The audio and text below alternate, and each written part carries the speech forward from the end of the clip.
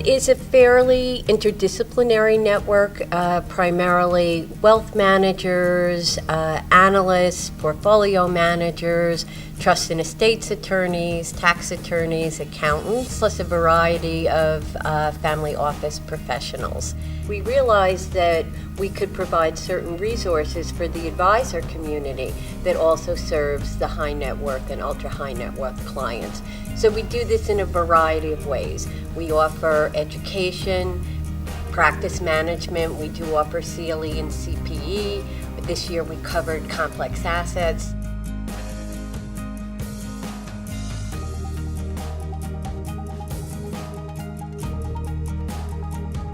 The greatest benefit to me from this network would be to meet people who are similarly inclined philosophically in the same place with respect to charitable giving and philanthropy, and essentially exchange ideas and create some food for thought about your own future giving and future giving for families.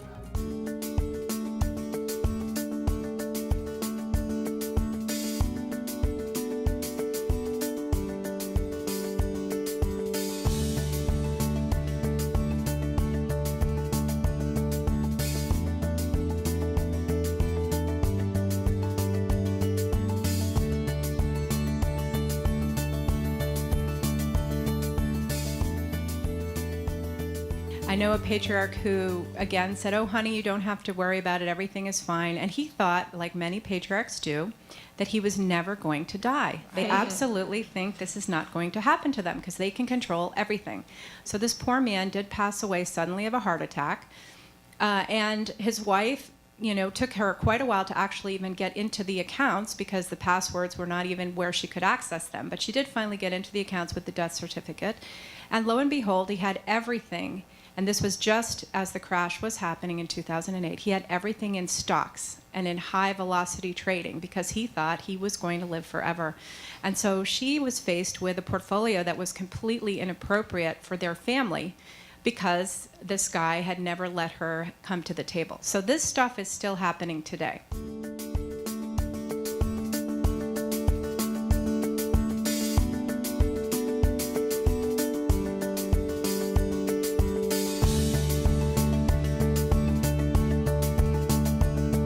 We talked a little bit about the wealth transfer, and it's obviously something that everybody's thinking about. The other fun stat is that by 2054, $40 trillion in wealth will be passed on, and much of that will fall into women's hands. And I would like some of it, by the way. Half of it, yes. I like this guy.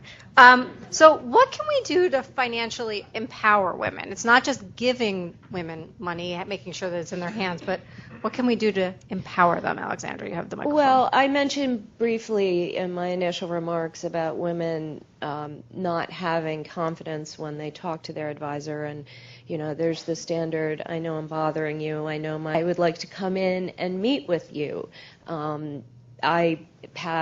This is how much I have to invest.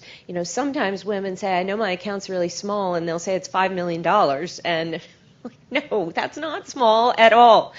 But I think for an advisor to also recognize, and women do tend to be very good at this, to recognize those moments when the woman has lost the train of the discussion.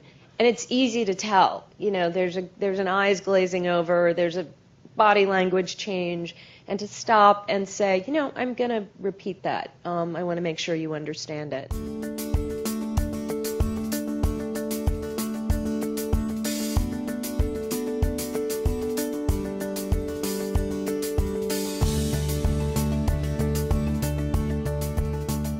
Through your portfolio and your portfolio selection, you can actually drive capital more towards those kind of companies that support the behavior that you're also trying to see with your grant capital. So a lot depends on the mission. If a mission is education, there's a lot more that you can do in more direct investments, and you'll see less of your impact in the more liquid part of your portfolio, though you can still support it. If it is more of a global problem, and I'm mentioning again climate change, there's a lot more you can do with the public part of your portfolio, and at the same time also through direct investments. And it's always very important, again, in the discussion saying, what are you trying to see as an outcome? And how can we use the different parts of the capital structure, be that through an equity investment, through a preferential loan, through a straight-out loan, to have more of that happening. And so that the two really play together, the grant capital and the investment capital. And so the grantees have to meet those benchmarks. If they don't, then the trustees once again have to look and determine whether or not this grant is actually accomplishing what we set out to do. And if it doesn't, we either terminate or we give notice for change, and change occurs, or it doesn't, and then we terminate.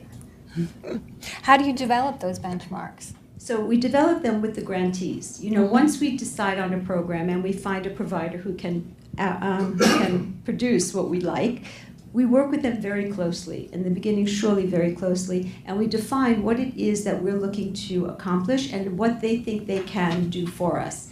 If it turns out that they can't, or if we overestimated what could be done, so then we change. But generally speaking, it's a very close collaborative between Avichai trustees and the grant makers, the grantees.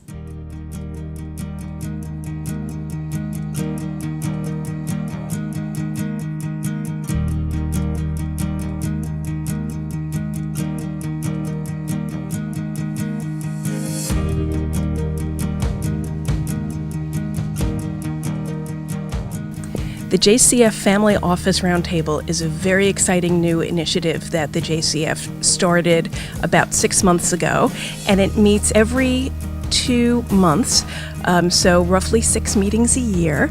And what we do is provide an opportunity for family office professionals from both single-family offices and multifamily offices to get together in a closed-door session and share their wisdom with each other, essentially shop talk about such matters as cybersecurity, staffing issues, documentation issues, reporting issues, really anything that the group brings up.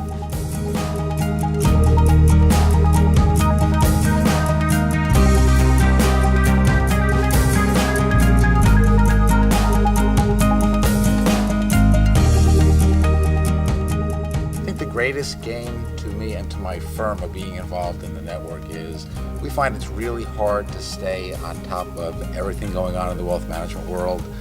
It's especially difficult to stay on top of what's happening in some of the more qualitative areas, and philanthropy is one of them. And we find that JCF, between the programming that JCF offers and the ability to actually be clients of JCF, makes it much easier for us to just stay on top of this area for our day jobs. One, it's what JCF can do for my clients. The advisor network, however, I have found isn't about JCF and what it does for our clients. I think it's run to help us, and it's very educational. I mean, we each don't have to make our own mistakes. We kind of understand from other people how they learn, how they grow. So I think it's just a network of like minds and people with similar goals.